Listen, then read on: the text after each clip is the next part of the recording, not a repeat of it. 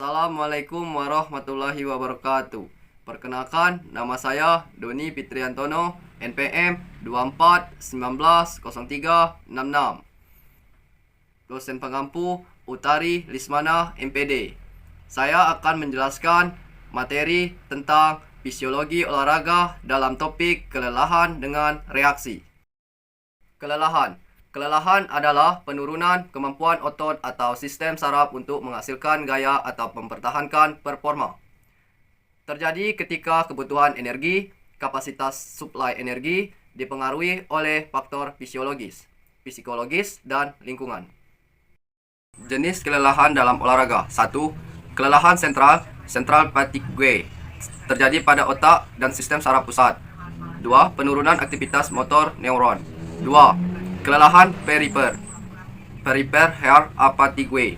1. Terjadi pada otot. 2. Dipengaruhi kerusakan serabut otot, akumulasi metabolit, dan gangguan kontraksi.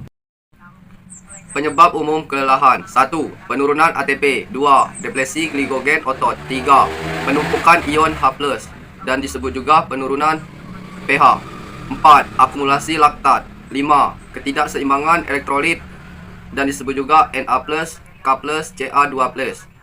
6. Hipertermia, dan disebut juga kenaikan suhu tubuh. 7. Stres mental dan kurang tidur. Mekanisme energi dan hubungannya dengan kelelahan. 1. Sistem ATP PC, cepat habis 0-10 detik. 2. Kelelahan terjadi karena habisnya fosfat kreatin.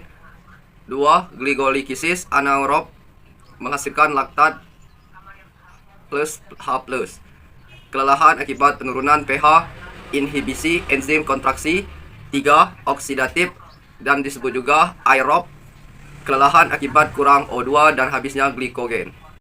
Reaksi tubuh selama kelelahan. 1. Peningkatan denyut jantung dan ventilasi. 2. Vasodilatasi untuk melepaskan panas. 3. Naiknya suhu tubuh, dan disebut juga hipertermia. 4. Penurunan koordinasi otot. 5. Penurunan kemampuan fokus dan konsentrasi. 6. Meningkatnya produksi hormon stres, dan disebut juga adrenalin dan kortisol. Reaksi biokimia, dan disebut juga reaksi kimia dalam otot. 1. Pemecahan ATP, ADP+, P1+, energi, dan disebut juga kontraksi otot terganggu saat ATP menipis. 2. Glikolisis anaerob, laktat, glukosa, tripufat, laktat, H+, dan disebut juga H+, menyebabkan penurunan pH, kelelahan. 3. Resintesis ATP oleh kreatin fosfat, PCR, ADP, CR, dan disebut juga habisnya PCR, kelelahan cepat pada aktivitas intens. Faktor lingkungan yang mempengaruhi kelelahan: suhu panas, kelembapan tinggi, dehidrasi, ketinggian kadar oksigen rendah. Cara mengurangi dan mengatasi kelelahan. 1. Latihan teratur, adaptasi sistem energi. 2. Pemanasan dan pendinginan. 3. Asupan karbohidrat cukup. 4. Istirahat dan tidur yang cukup. 5. Peningkatan kapasitas aerobik. 6. Teknik mental atau relaksasi dan konsentrasi. Pencegahan kelelahan berlebihan. 1. Monitoring detak jantung. 2. Manajemen intensitas latihan. 3. Perbaikan teknik pernapasan. 4.